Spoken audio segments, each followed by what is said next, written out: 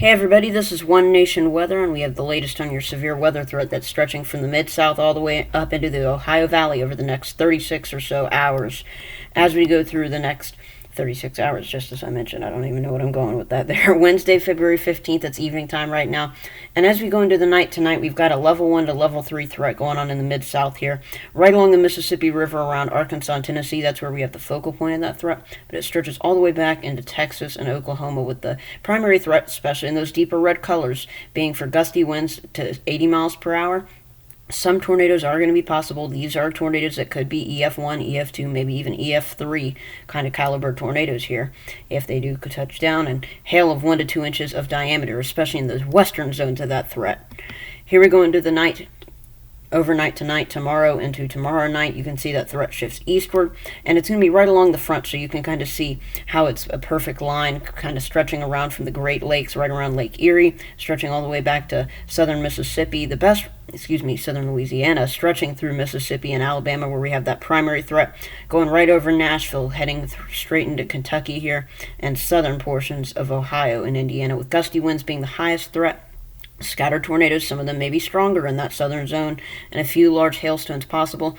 All the way up into Ohio, we can't rule out an isolated tornado, but the threat definitely is higher where you're closer to the Gulf of Mexico.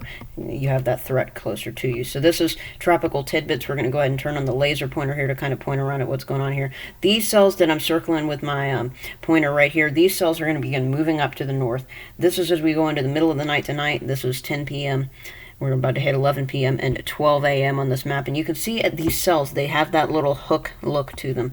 That hook look means that they have the supercell potential here. There's going to be these cells that could be producing tornadoes, gusty winds, but these cells off to the west, this kind of line is going to be basically showing you where the cold front is itself. There could be some gusty winds, some embedded tornadoes along this line as well. Notice that heavy snow going on up here on the northern side of this, as far south as Missouri even.